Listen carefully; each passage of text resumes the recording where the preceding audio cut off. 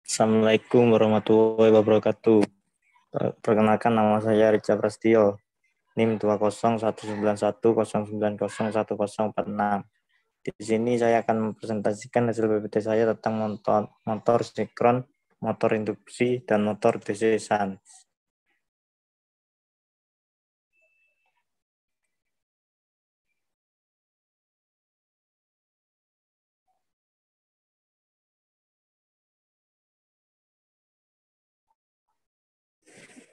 Berikut adalah contoh motor sinkron. Motor sinkron adalah motor AC bekerja pada kecepatan tetap pada sistem frekuensi tertentu. Motor ini memerlukan arus arah atau DC untuk pembangkitan daya dan memiliki torque awal yang rendah. Dan oleh karena itu motor sinkron cocok untuk penggunaan awal dengan beban rendah, seperti kompresor udara, perubahan frekuensi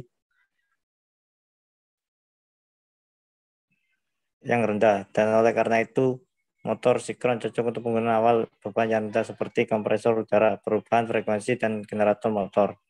Motor sinkron mampu untuk memperbaiki faktor daya sistem, sehingga sering digunakan pada sistem yang menggunakan banyak listrik. Komponen utama motor sinkron adalah yang pertama yaitu rotor. Perbedaan utama antara motor sinkron dengan motor induksi adalah bahwa rotor mesin sinkron berjalan pada kecepatan yang sama dengan perputaran medan magnet. Hal ini memungkinkan sebab medan magnet rotor tidak lagi terinduksi. Rotor memiliki magnet permanen atau arus DC excited yang dipaksa untuk mengunci pada posisi tertentu bila dihadapkan dengan medan magnet lainnya. Yang selanjutnya yaitu stator menghasilkan medan magnet berputar yang sebanding dengan frekuensi yang dipasok. Dan untuk harga yang dipasarkan sekitaran 100.000 ke atas bila dibeli di market flash shop ataupun online.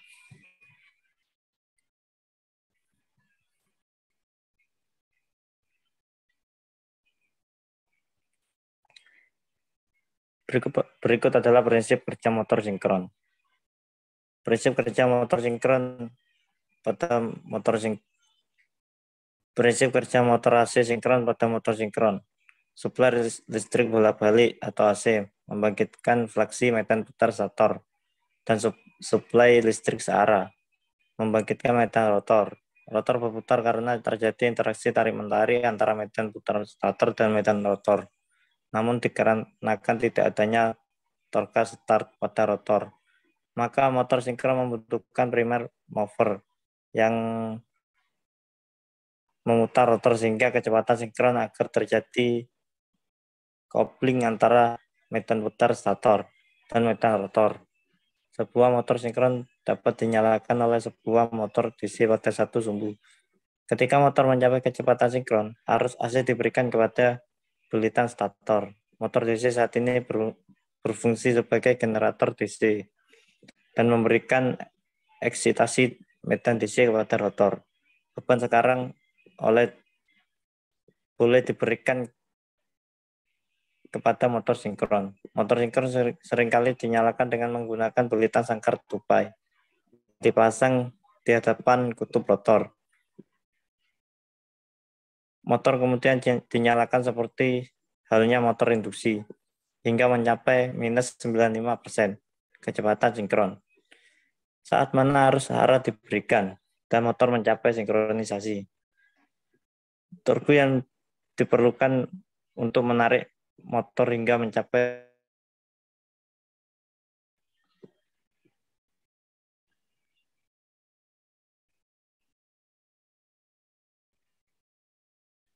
berikut adalah contoh gambar motor induksi.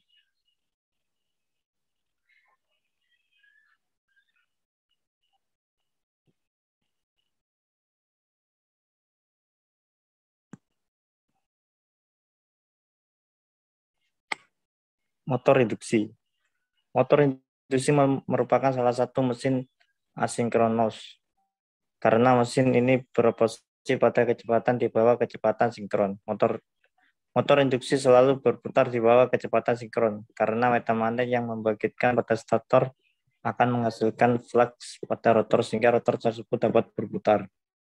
Namun flux yang terbangkitkan pada rotor mengalami lagging yang dibandingkan flux yang terbangkitkan pada stator sehingga kecepatan putaran medan magnet. Berdasarkan suplai input yang digunakan terhadap dua jenis motor induksi, yaitu motor induksi 1 fasa dan motor induksi 3 fasa. Yang membedakan dari kedua motor induksi ini adalah motor induksi 1 fasa tidak dapat berputar tanpa bantuan putaran dari luar pada awal motor digunakan. Sedangkan motor induksi 3 fasa dapat berputar sehingga bantuan dia dari luar.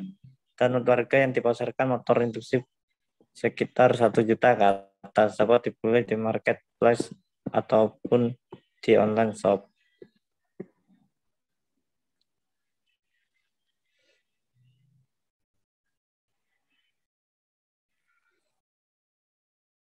Dan berikut adalah prinsip kerja motor induksi 1 fasa. Misalkan kita memiliki sebuah motor induksi 1 fasa di mana motor ini disuplai oleh sebuah sumber AC 1 fasa.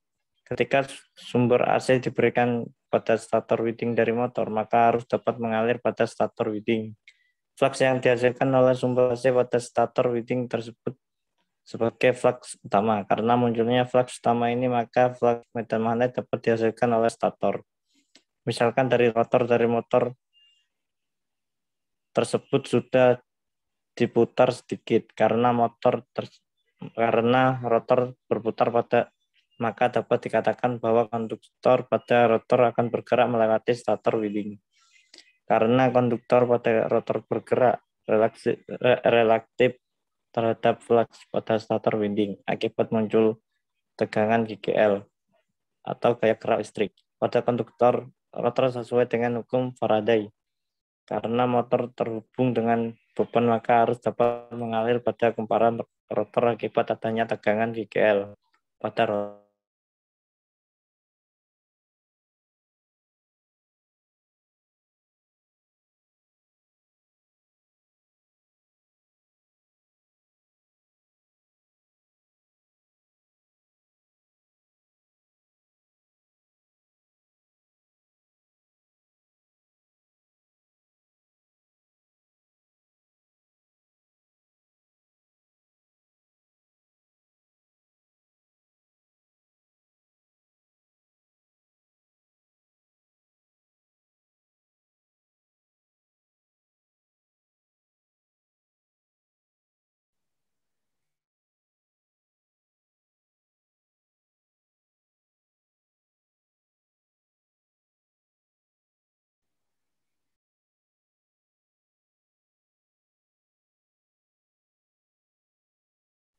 Next.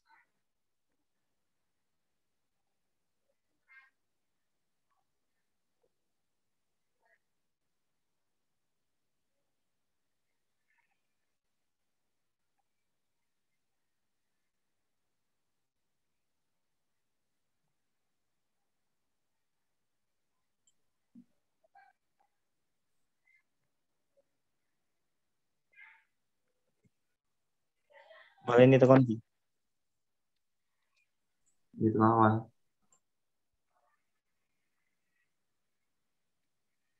prinsip kerja motor induksi 1 fasa. Misalkan kita memiliki sebuah motor induksi 1 fasa di mana motor ini disuplai oleh sebuah sumber AC 1 fasa. Ketika sumber AC diberikan pada stator winding dari motor, maka harus dapat mengalir pada stator winding. Flux yang dihasilkan oleh sumber AC pada stator winding tersebut sebagai flux utama. Karena munculnya flux utama ini, maka flux medan magnet dapat dihasilkan oleh stator.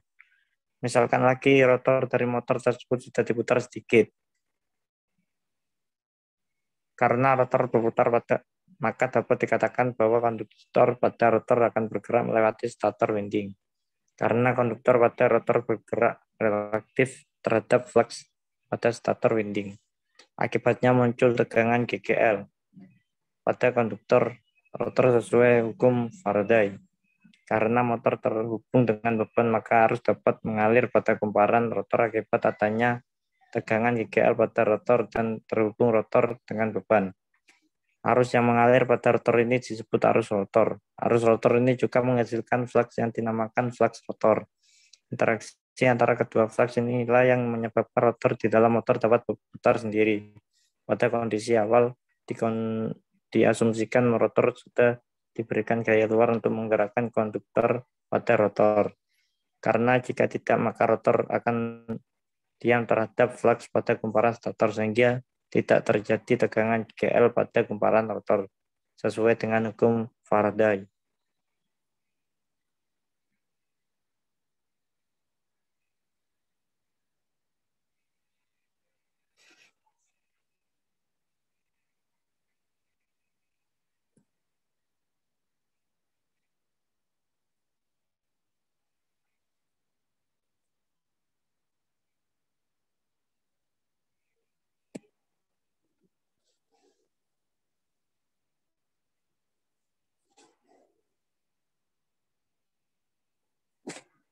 Masing-masing arus menghasilkan flux yang mempengaruhi rotor. Bagaimana flux tersebut mempengaruhi kecepatan putaran rotor akan dibahas pada paragraf ini.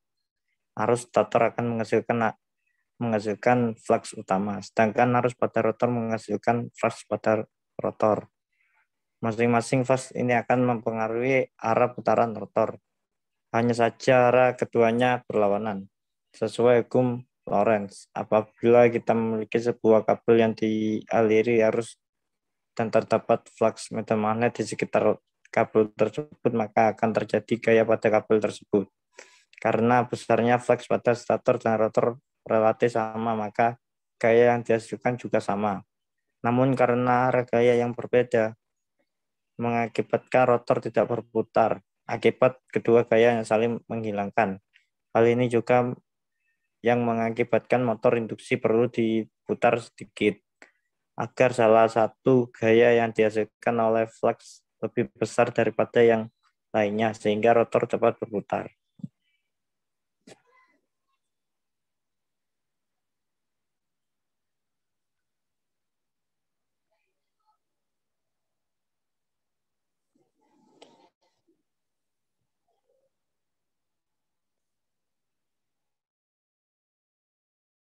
Untuk gambar konstruksi motor induksi satu fasa. Yang kedua, tanpa adanya arus pada stator. Yang ketiga, putaran pada rotor akibat flux. Yang keempat, saat rotor tidak berputar, total gaya akibat masing-masing flux ialah nol. Dan yang terakhir, saat rotor sudah berputar sedikit, total gaya akan memiliki perbedaan sehingga terjadi putaran.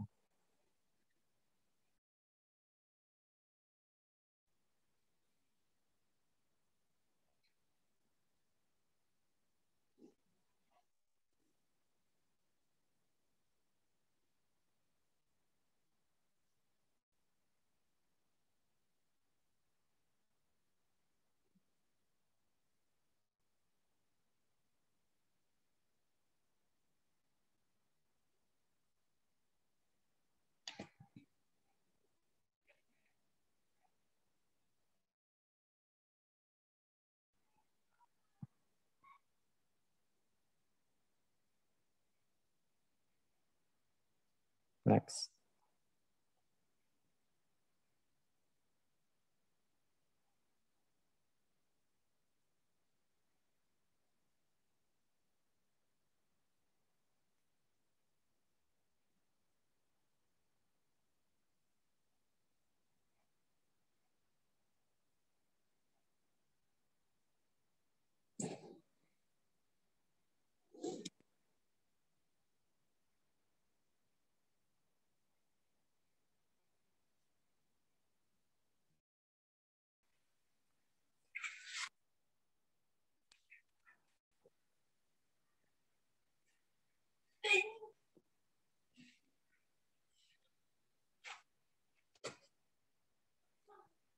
Tujuh.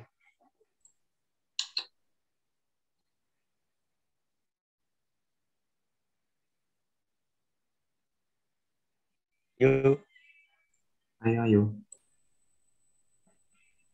Virolu. Prinsip kerja motor induksi 3 fasa. Motor induksi 3 fasa bekerja sebagai berikut. Misalkan kita memiliki sumber AC 3 fasa yang terhubung dengan stator pada motor. Karena stator terhubung dengan sumber AC, maka arus dapat masuk ke stator melalui kumparan stator.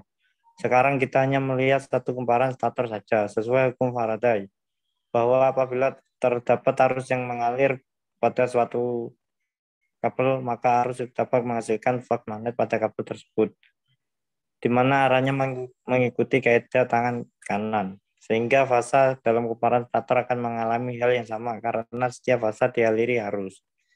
Namun besarnya flux yang dihasilkan tidak sama di setiap waktu. Hal ini disebabkan besarnya arus yang berbeda-beda pada tiap fasa di tiap waktunya. Hal ini mengakibatkan flux yang dibangkitkan lebih cenderung pada fasa mana yang mengalami kondisi arus paling tinggi, sehingga tidak langsung dapat dikatakan bahwa medan magnet yang dibangkitkan juga ikut berputar seiring waktu. Kecepatan pada putaran medan magnet ini disebut kecepatan sinkron. Sekarang ditinjau kasus rotor sudah dipasang dan kumparan stator sudah dialiri arus. Akibatnya adanya flux pada kumparan stator, maka arus akan terinduksi pada rotor.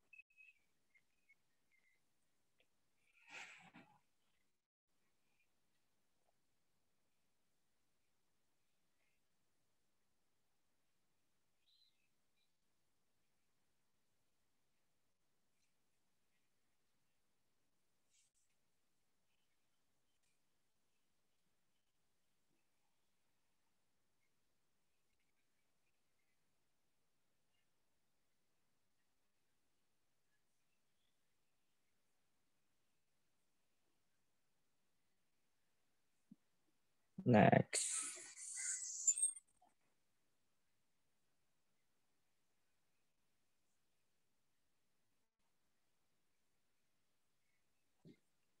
Berikut gambar arus pada kabel menghasilkan flux. Yang kedua, berputarnya medan magnet akibat arus 3 fasa pada rangkaian. Yang ketiga, gaya timbul akibat dari hukum Lorentz. Yang keempat, gaya akibat flux pada stator. Akibat munculnya arus pada rotor dan adanya medan magnet pada stator, maka rotor akan berputar mengikuti hukum Lorentz. Hal ini yang menarik di sini ialah kecepatan putaran rotor tidak akan pernah mencapai kecepatan sinkron atau lebih. Hal ini disebabkan karena apabila kecepatan sinkron dan rotor sama, maka tidak ada arus yang terinduksi pada rotor, sehingga tidak ada gaya yang terjadi pada rotor sesuai dengan hukum Lorentz. Akibat tidak adanya gaya pada rotor, maka rotor jadi melambat akibat gaya. Gaya kecil seperti gaya gerak dengan sumbu rotor atau pengaruh udara. Namun saat rotor melambat kecepatan sinkron dan kecepatan rotor jadi berbeda. Akibatnya pada rotor akan terinduksi arus sehingga rotor mendapatkan gaya berdasarkan hukum Lorentz. Dari gaya itulah motor dapat menambah kecepatannya kembali. Fenomena perbedaan kecepatan ini dikenal sebagai slip.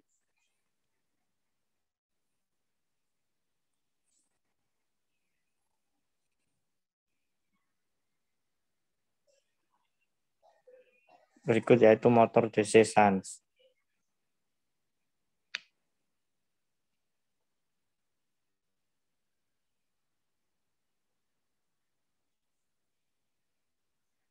Motor DC shunt. Motor DC shunt adalah jenis motor DC bersemangat diri dan juga dikenal sebagai motor DC shunt luka. Gulungan medan pada motor ini dapat dihubungkan secara paralel dengan pelitan anker. Jadi kedua pelitan motor ini akan terpapar dengan satu daya tegangan yang sama. Dan motor ini mempertahankan kecepatan yang tidak berubah-ubah dengan segala jenis beban. Motor ini memiliki torsi awal yang rendah dan juga berjalan pada kecepatan konstan.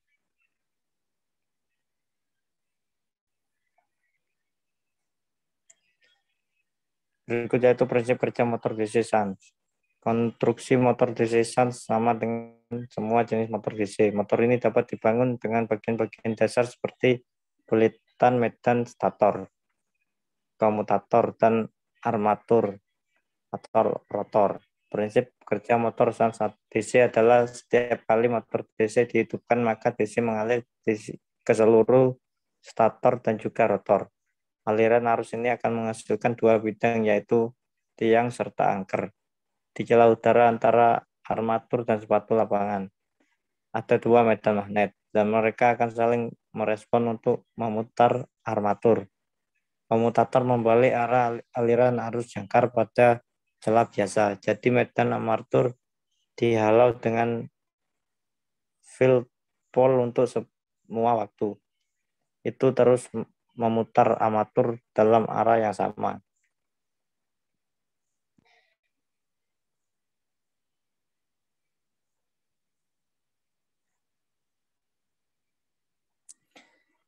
Selanjutnya yaitu pemanfaatan dalam pertambangan. Yang pertama yaitu motor sinkron dalam pertambangan. Pemanfaatannya pertama, bagian mesin. Motor ini diaplikasikan hampir di semua bagian proses dan produksi. Aplikasi motor induksi juga diperluas ke lingkungan domestik dan bangunan komersil. Motor digunakan sebagai bergerak pompa, kipas, kompresor, miser, conveyor, dan kron. Yang kedua yaitu motor induksi dalam pertambangan. Pemanfaatannya yaitu elevator, salah satu jenis pesawat pengangkat yang berfungsi untuk membawa barang maupun penumpang dari suatu tempat yang rendah ke tempat yang lebih tinggi ataupun sebaliknya. Yang ketiga yaitu motor descent dalam pertambangan. Pemanfaatannya yaitu mesin bubut, conveyor, blower, dan pompa sentrifugal.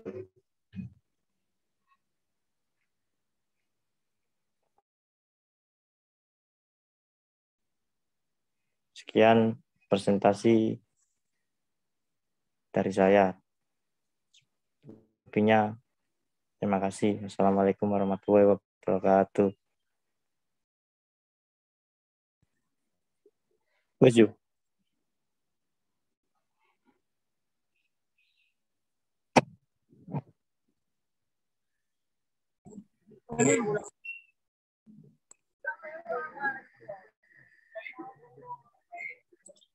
Berikut yaitu contoh soal motor sinkron.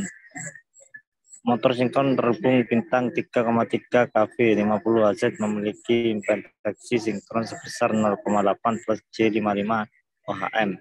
Ini disinkronkan saluran utama 3,3 kV sehingga mengkonsumsi 750 kW pada GGL eksitasi sebesar 4,27 kV. Tentukan arus jangkar, daya dan sudut daya dan daya mekanik yang dihasilkan jika kehilangan daya pada beban adalah 30 kW. Tentukan juga efisiensinya. Kita cari dulu P1 sama dengan 3,3 per akar 3 sama dengan 1905 V, dan EF-nya 4,27 per akar 3 sama dengan 2465 V. Dan P-nya yaitu 250 kW. Dan seperti contoh soal yang ada di bawah ini. Next.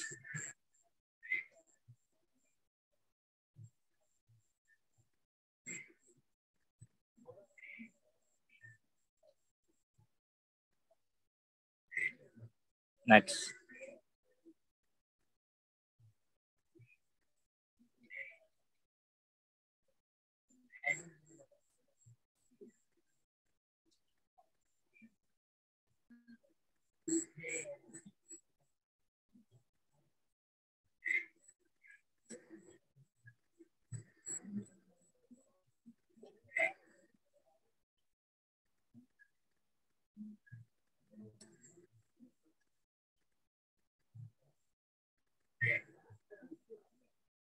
Next.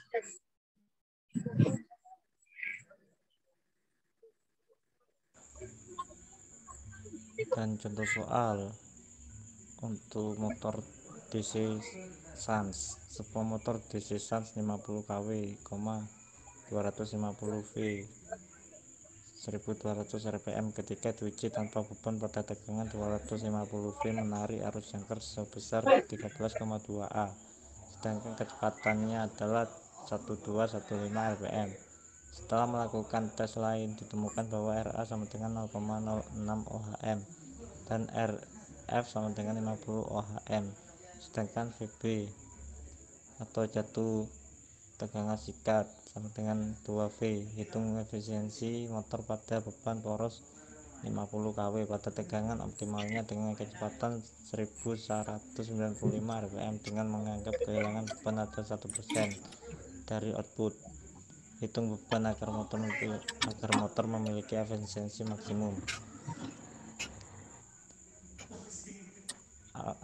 Dan rumusnya yaitu Vrot sama dengan VO plus PFV, dan hasilnya yaitu 3263 W dan Pout nya 50 kW.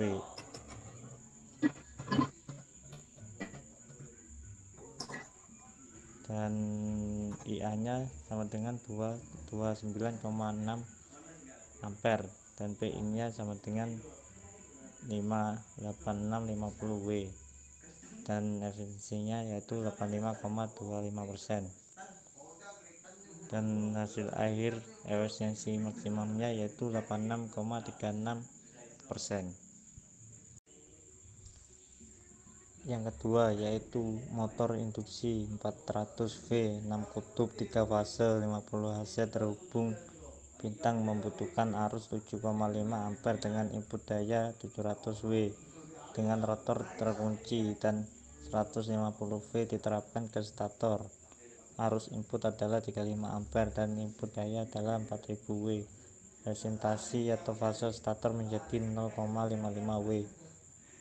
Reaktansi diam stator dan rotor seperti yang terlihat pada sisi stator diperkirakan memiliki perbandingan 1:0,5 ketika motor beroperasi pada slip 4%. Hitung arus stator, power factor, pewarna mekanis, dan torsi. Berapa efisiensi motor dalam kondisi operasi ini? Hitunglah juga kinerja motor seperti di atas dengan menggunakan parameter rangkaian model dan bandingkan hasilnya. Dan seperti yang diketahui, I sama dengan 400V kutub 6 fase 3 50 Hz arus 7,5 A, input daya 700W ketika motor beroperasi pada slip 4%. Arus inputnya 3,5 A, input daya 4000W, resistansinya 0,55W, perbandingan arus statisnya yaitu 1:0,5. Dan rumus arus stator yaitu I1 sama dengan Tm plus T2 dan hasilnya yaitu 0,85 langgeng. Dan selanjutnya yaitu ZBR 150 akar 3/35 dan RBR 4000/35 kuadrat. Dan ZBR nya hasilnya yaitu 2,22 dan X satunya 1,484 dan X satunya sama dengan 1,48 dan X2 nya sama dengan 0,74. Dan contoh soal untuk motor DC Sans, sebuah motor DC Sans 50 kW, 250 V, 1200 rpm ketika diuji tanpa beban pada tegangan 250 V menarik arus jangkar sebesar 13,2 A, sedangkan kecepatannya adalah 1215 rpm.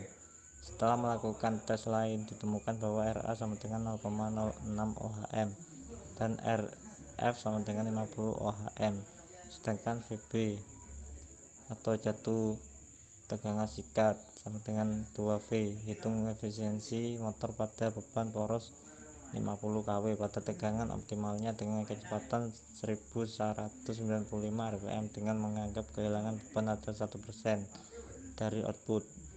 Hitung beban agar motor memiliki efisiensi maksimum. Dan rumusnya yaitu P-rod sama dengan PO plus PFV, dan hasilnya yaitu 3263 W dan Pout nya 50 kW.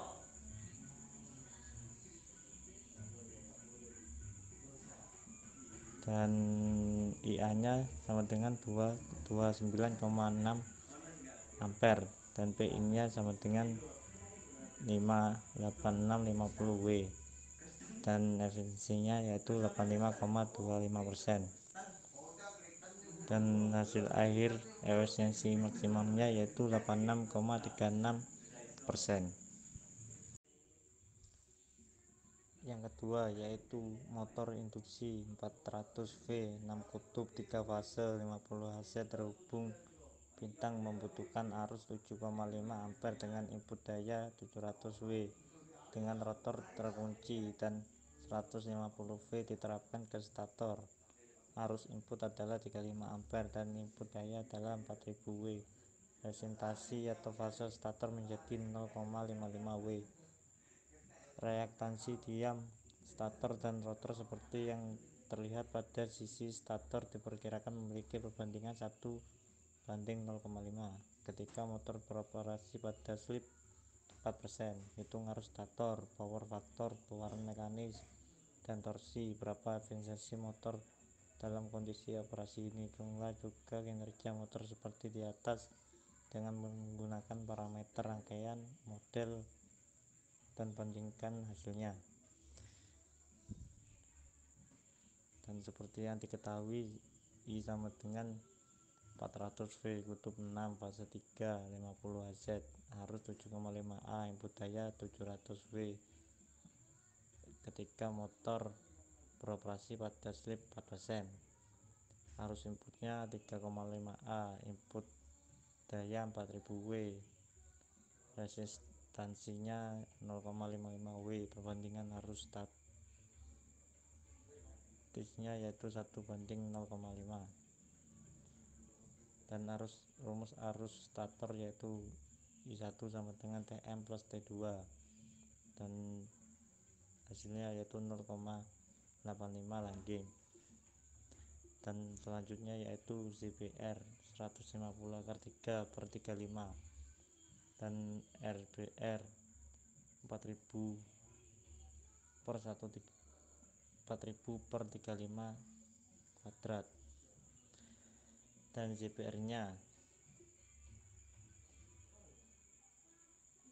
hasilnya yaitu 2,22 dan X satunya 1,484 dan X satunya sama dengan 1,48 dan X2 nya sama dengan 0,74.